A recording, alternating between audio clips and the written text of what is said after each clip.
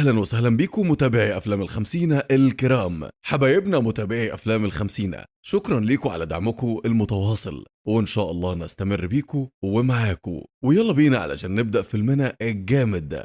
بيبدأ فيلمنا بواحد لقى نفسه عايم في وسط المية، ومش بيبقى عارف نفسه جه هنا ليه وازاي، وبيفضل يردد في كلام كده انه مش في العالم بتاعه، وان ابنه مفقود، وانه لازم يلاقيه بأي شكل من الاشكال. وفجأة الراجل ده بيختفي تماما من المكان، ومش بنعرف حتى اسمه ايه، لكن بيرجع يظهر في مكان تاني، وبنفهم ساعتها انه حاليا في العالم بتاعه الحقيقي، وانه كان في عالم افتراضي مش بتاعه. وهفهمك الكلام ده قدام شوية، ما تقلقش. هنا بقى وقبل 10 سنين بنعرف ان اسمه كيفن، وكان رئيس بنك كبير جدا، لكنه بيرجع يقعد في الحانة وبيكون حزين جدا ومستاء. وده لانه خسر كل فلوسه في البورصه، وهو دلوقتي على الحديده، فاكيد يعني هيكون حزين بالشكل ده. هنا بقى بتيجي بنت جميله جدا اسمها مولي، واللي بتكون جايه علشان تواسيه وتخرجه من حاله الاكتئاب اللي هو فيها، لكنه بيرفض يتكلم مع اي حد وبيكون عايز يقعد لوحده. فهي بتقول له انها مش هتمشي من هنا الا لما ترجعه سعيد من تاني وتخرجه من الحاله اللي هو فيها، وبتعرفه كمان انها مش بتعمل كده علشان سواد عيونه ولا حاجه. والحكايه وما فيها ان في بينها وبين صحابها رهان انهم يعملوا تحدي معاها انها تروح تكلمه وتخرجه من الاكتئاب اللي هو فيه. وهنا كيفن بيتحط في موقف محرج، انه مضطر ان هو يسمعها برغم ان هو مش حابب يعمل كده اساسا، لكن من كلامه معاها بيرتاح لها وبيحس كمان بالقبول من ناحيتها. وبعد فتره مش كبيره العلاقه اتطورت اكتر واكتر، وتعرفوا على بعض اكتر واتجوزوا كمان، والحياه بقى لونها بامبي. ولكن ده ما كانش لفتره طويله، لحد لما كيفن عمل حادثه جامده جدا وهو راجع من شغله، وما كانش ساعتها مركز في الطريق. وبعد ما فاق من الحادثة ورجع لعقله تاني، لقى نفسه في مكان حرفيا مفيش فيه صريخ ابن يومين، وما كانش فيه ولا عربيات ولا بني آدمين ولا أي حاجة خالص غير بيوت. لكن بيظهر قدامه فجأة راجل عجوز كده وبيروح يساعده. وهنا الراجل ده بيعرفه بنفسه، بيعرفه ان هو عمل حادثة جامدة جدا وعربيته اتدشملت بمعنى الكلمة. وكمان بيعرض عليه الراجل ده وظيفة كويسة جدا، وبيقول له هتحتاجها قدام علشان وظيفتك دي خلاص انت هتسيبها. لكن كيفن بيقول له انا مش محتاج منك اي حاجة اصلا، وانت مين وازاي عرفت عني كل حاجة كده. وبيرجع كيفن يفتش في نفسه كده ويدور على تليفونه علشان يكلم مولي، ولكن مش بيلاقي اي حاجة في جيبه، حتى لو لقاه مش هيقدر يوصل لاي حد نهائي. وده لانه عرف من الراجل ده ان هو انتقل من العالم بتاعه لعالم تاني غير اللي هو كان عايش فيه. وهنا بنفهم ان الراجل العجوز ده عنده قدرة غريبة جدا وقدرة خارقة، ان هو بيقدر ينقل الناس من المكان اللي هم فيه لعالم تاني من غير ما يحسوا ولا ياخدوا بالهم. يعني تبقى كده قاعد لا بيك ولا عليك، تبص تلاقي نفسك في الموزمبيق مثلا. وكمان بنعرف ان اسمه الراعي، او بمعنى اصح الحاكم. وقتها كيفن مش بيبقى فاهم اي حاجه من اللي هو سامعه ده، وبيقول له انت جبتني هنا ازاي وليه. فبياخدوا الراجل اللي اسمه الراعي ده لمطعم في المكان اللي هم موجودين فيه علشان يوضح له هو هنا ليه وبيعمل ايه. وهناك كيفن بيقول له انت مجنون اساسا، وان كل اللي انت بتقوله ده مش حقيقي، وفهمني بسرعه انت جايبني هنا ليه. فبيقول له الراعي باختصار ان هو جابه هنا علشان يبقى تحت حكمه، وكمان يبقى ملكه، وكمان يكون متحول زيه. وبيقول له مهمتك هتبقى هي انك تدور على الاشخاص البؤساء اللي هم زيك كده، وتجيبهم في العالم بتاعي وتاخدهم من العالم الحقيقي بتاعهم. لكن كيفن لحد دلوقتي مش قادر يستوعب هو هنا ليه وبيعمل ايه، واشمعنى اختاره هو بالذات، وكمان ايه اللي يخليه يمشي ورا واحد زيه ويصدقه. وبيطلب منه دليل على كلامه ده، وان هو صادق، وانه ينقل حد من العالم التاني للعالم بتاعهم زي ما هو بيقول. وفعلا بيثبت له الراعي صحة كلامه، وبيختار واحدة عشوائية من المطعم، وبيظهر كده جهاز يشبه الساعة وبيروح ناقلها في ثواني. ساعتها بتروح البنت ويتر المطعم اللي اسمها تينا ضحية في حركة زي كده، وهما بيلعبوا ويجربوا. ووقتها كيفن اتنفض من مكانه وما كانش قادر يصدق اللي حصل ده، وبيعرفه انه ملوش دعوة بكل ده، وانه عايز يمشي من المكان ده حالا ويرجع لمراته. فبيعرفوا الراعي ان مولي مراته دلوقتي زمانها متجوزه واحد تاني، وبيوضح له اكتر وبيقول له انه بعت لها النسخه التانيه منه، وهو دلوقتي جوزها مكانك. وكمان بيقول له انه مش هيقدر يقوم بالوظيفه دي لوحده، وانه محتاج له معاه في العالم بتاعه علشان يساعده ويسنده. وبيعرفه انه عنده منه 1000 نسخه شغالين تحت امره وسلطته في عوالم تانيه مختلفه. وبيقول له انه بايده يجيب له مراته مولي اللي بيحبها لحد هنا، ولكن هتبقى النسخه التانيه منها هاي كوبي. فكيفن بيرفض رفض تام، وبيقول له انه مستحيل يخطف واحد من اهله واصحابه ويجيبوا للعالم بتاعه المتخلف ده. فالراعي بيزعل جدا وبيختفي من المكان ده. وهنا كيفن بيتفقد المكان وبيخرج للشارع علشان يفهم هو فين بالظبط. فشاف الناس وهي في حاله من الجنون والغضب والحرب، زائد كمان ان مفيش حد بيتكلم مع التاني، والحياه كلها عباره عن حرب في كل مكان. وقليل جدا لما بتلاقي عيله كامله في المكان ده، وحرفيا الاكل هنا بقى شبه معدوم، وكمان الناس بيتصارعوا مع بعض من شده الجوع. وبعد ما بيمر الوقت وبيعدي على كيفن 5 سنين في العالم الجديد اللي هو فيه دلوقتي، بيوضح لنا ايه اللي حصل معاه في العالم ده. واللي حصل هو ان الارض عمها خراب عظيم والذل بقى في كل مكان، لحد لما جه جماعة من الناس بيطلق عليهم اسم الناقلون.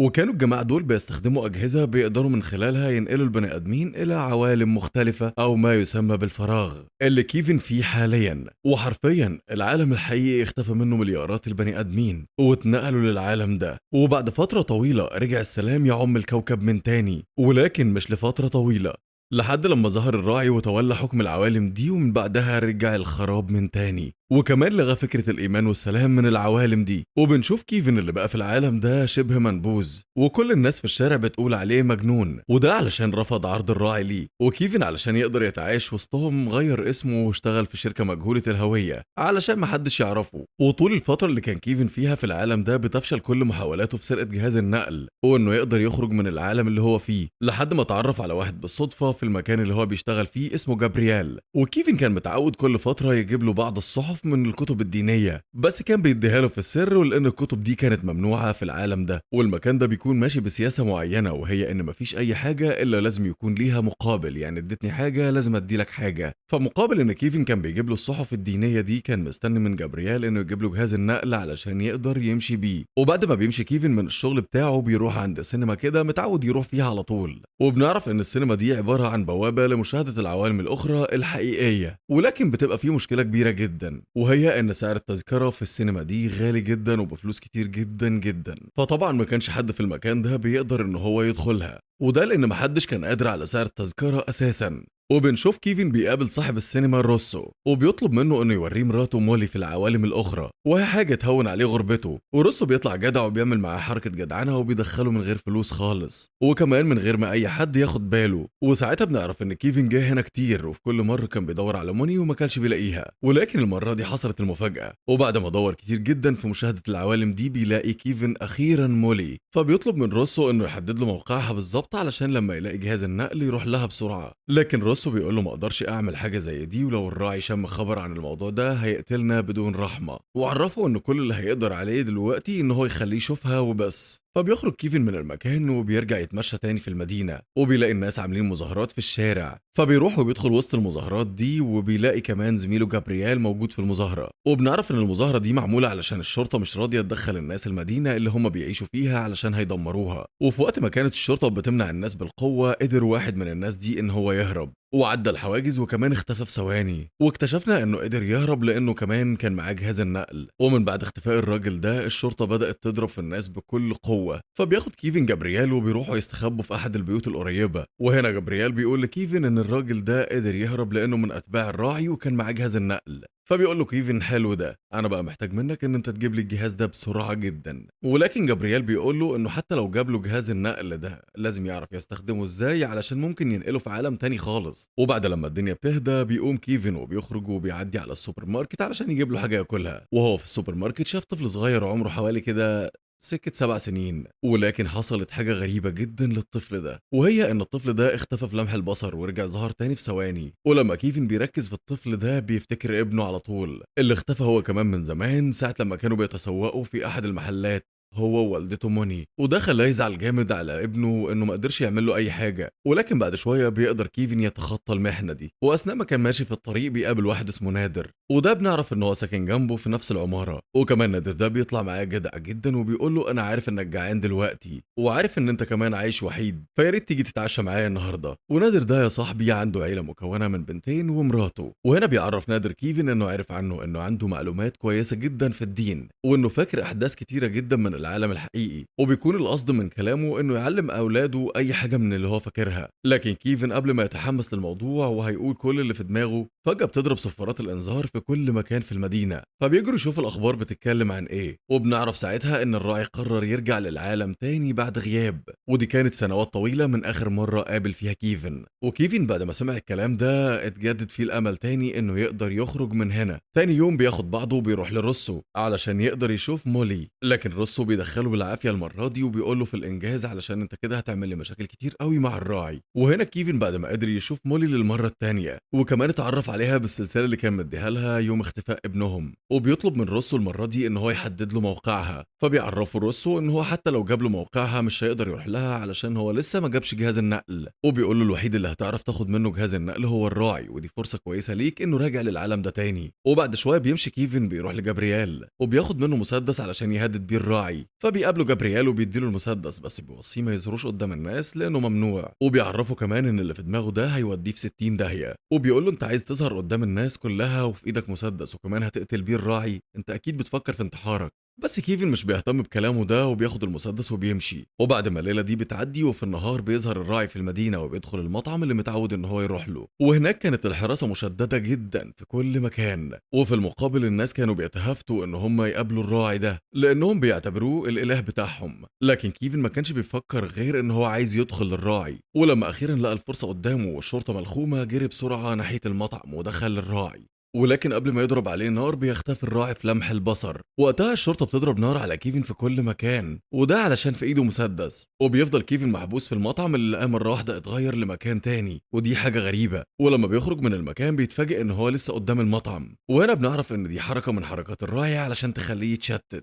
وكيفن فقد الامل وحس خلاص ان هو مستحيل يرجع لمراته تاني، وفجأة الراعي بيظهر له وبيقول له انت اللي ضيعت الفرصة من ايدك، وكان زمانك دلوقتي عايش الحياة اللي انت بتتمناها. وبيرجع وبيقول له لسه الفرصة قدامك ان انت تنضم للجيش بتاعي. فبيقول له كيفن ان هو مش محتاج له، لكن عايز يرجع لمراته زي ما كان عايش في حياته في العالم بتاعه. لكن الراعي مش بيسمع له وبيقول له انت جبت المسدس ده منين ومين اللي اداهولك؟ اكيد جابرييل صح؟ وطبعا كيفن بينكر، فالراعي بيجيب له جابرييل لحد عنده، وهنا جابرييل بينكر انه يعرف كيفن من الاساس وباعه في ثانيه. فبيقول له الراعي ايه رايك بقى في اللي حصل؟ شفت ازاي انا بحكم المكان ده؟ وبيسيبه بعدها وبيخرج. واثناء خروج كيفن هو كمان بدات الشرطه تضرب عليه نار من تاني، وفي رصاصه جت فيه وفي جابرييل، وبسرعه كيفن بيستخبى علشان يتفادى الرصاص. وهنا بيلمح في ايد جابرييل جهاز النقل، وبنعرف ساعتها ان جابرييل كان مخبي عليه طول الفتره دي ان الجهاز معاه، وده علشان ما يمشيش ويفضل يديله في صحف الكتاب. على العموم كيفن بيلبس الجهاز وبيكتب رموز عشوائيه وفجاه بيختفي من المكان، وبيرجع يظهر في عالم تاني اسوأ من اللي كان فيه،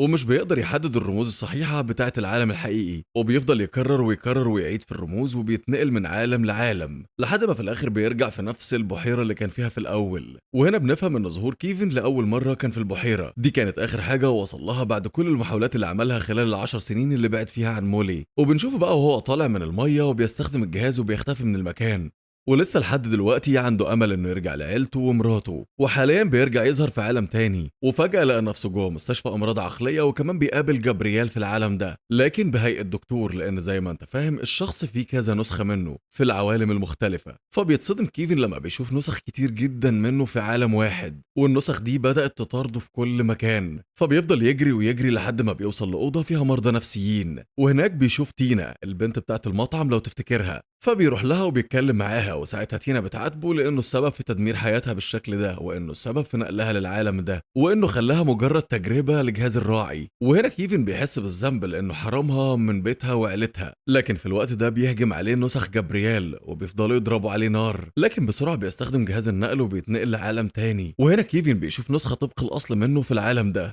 فبيروح للنسخه دي وبيبدا يتكلم معاه. فبيساله كيفن هو وصل هنا ازاي وجه من انهي عالم بالظبط، وازاي قدر ياخد جهاز النقل ده ومين اللي اداهوله. فكيفن مش بيعرف يرد على كل الاسئله دي، ولانه مش في العالم بتاعه اصلا وممكن الشخص ده يقتله في ثانيه. فبسرعه بيستخدم جهاز النقل وبيضرب رموز عشوائيه مره تانية، وهنا بيرجع لعالم الراعي تاني. وحرفيا كيفن كان عمال يلف في دايره ملهاش اخر، وحاليا بيلاقي نفسه في بيت نادر وشاف انه متصاب بسبب الشرطه، وبيكون واقع كبش فدا لجريمه هو ما عملهاش اصلا لان الشرطه كانت مفكراه انه متستر عليه. وبنشوفه وهو بيدي لمراته رسمه بتعبر عن الامل في الخروج من العالم الكئيب ده. وفي المقابل بيهرب كيفن من المكان وبيروح لروسو صاحب السينما، لكن الشرطه فضلت وراه لحد لما وصلت المكان اللي هو فيه وحصرته. وبسرعه بيقعد على الجهاز قدام الشاشه وبيروح بسرعه روسو يدور على موقع مولي، لكن الشرطه بسرعه اقتحمت المكان وكانت خلاص هتخلص عليه. فبسرعه بيبلغوا روسو رموز عالم مولي الحقيقي اللي هو كان عايش فيه، وبسرعة بيدخل الرموز وبيتنقل لعالم الحقيقي اللي هو كان فيه. وأخيرا بيقدر يشوف مولي بعد فراق دام لأكتر من 5 سنين، وهي هنا مش بتبقى مصدقة إن كيفن لسه عايش أساسا. والغريب إنها مش بتبادله نفس شعور الفرحة اللي هو كان فيها، وبتقوله أنت إزاي قدرت تتخلى عني وتسيبني لوحدي كل الفترة دي. فبيعرفها إن الكلام ده كله كان غصب عنه وإنه ما اختارش إن هو يبعد. وبيوريها خاتم جوازهم وبيعرفها انه كان محتفظ بيه وما كانش قادر ينساها، وانه عمل المستحيل علشان يرجع لها. لكن مولي بتصدمه في الاخر وبتقول له انها كونت حياة جديدة واسرة جديدة، وبتقول له يا ريت ترجع مكان ما كنت. وهنا كيفن بيعرف انه كان معيش نفسه في عذاب طول الفترة دي علشان واحدة ما تستاهلش. وفجأة ظهر الراعي في العالم بتاعه وخده معاه ودمر له جهاز النقل، وقال له انه لازم يتحاسب على الجريمة اللي هو عملها دي، وقال له ان هو هينفيه من الوجود خالص. لكن كيفن خلاص بيبقى مش فارق معاه اي حاجة، وبيرجع الراعي ويحطه ما بين اختيارين مهمين جدا، وهما انه يرجعه للعالم بتاعه مع مولي وابنه، والاختيار التاني هو انه يرجع تينا لاهلها وللعالم بتاعها بس بمقابل حبسه في العالم ده. وبيبقى الراعي متأكد انه هيختار ان هو يرجع للعالم بتاعه، ودي ما فيهاش كلام. لكن كيفن بيصدمه باختياره، وهو انه اختار رجوع تينا لاهلها والعالم بتاعها. وفعلا رجعت تينا لأهلها. وهنا الراعي غضب عليه جدا لأنه توقع اختيار عكس توقعاته، فبيروح موجه المسدس ناحيته وكان خلاص فاضله ثانية ويقتله. لكن حصلت حاجة غريبة جدا، وهي إن الراعي اختفى نهائي من العوالم كلها. وبنفهم ساعتها سبب اختفائه ده، وهو إن أي حد تابع ليه بيعصي أمر بيفقده قوته في السيطرة وبيتلاشى من الوجود. ومن بعدها بتتخلق لكيفن حياة جديدة، وهو حاليا رجع لنفس الحانة اللي كان قاعد فيها وقابل مولي لأول مرة، وبيفكر يروح لها وبيفتح كلام معاها، وبيبقى عنده الفرصة في التعرف عليها من جديد. ولما بيقرب منها بيلاقيها حزينة جدا وكأنها بتعيش حالته زمان. وأثناء كلامهم مع بعض بيجي لمولي مكالمة من بنتها، وبنعرف إن مولي في العالم ده عندها أسرة ولكن عايشة مع بنتها لوحدها لأن جوزها توفى. وعلشان تبقى فاهم، جوزها هو نفسه كيفن ولكن النسخة، وده السبب أصلا في رجوع كيفن للعالم لأن النسخة بتاعته ماتت. فبيعرض كيفن على مولي انها تشرب معاه مشروب في الكافيه، وفعلا بتوافق وبتروح معاه، وكمان هي اللي بتقترح عليه المكان. وبعد فتره مش طويله بيتجوزوا وبيعيش كيفن معاها هي وبنتها حياه سعيده. وفي نهايه القصه كيفن بيقول كلمتين مهمين، انه ما لقاش السعاده في عالمه الحقيقي ولكن لقاها في عالم مش العالم بتاعه، وانه هيقدر يتكيف مع الاوضاع طالما مولي معاه. وبيفضل سبب اختفاء ابنه مجهول لحد وقتنا ده. بس يا صديقي لحد هنا بتنتهي قصة فيلمنا النهاردة. لايك شير سبسكرايب، واشوفكم الفيلم اللي جاي. كان معكم محمد خليل، سلام.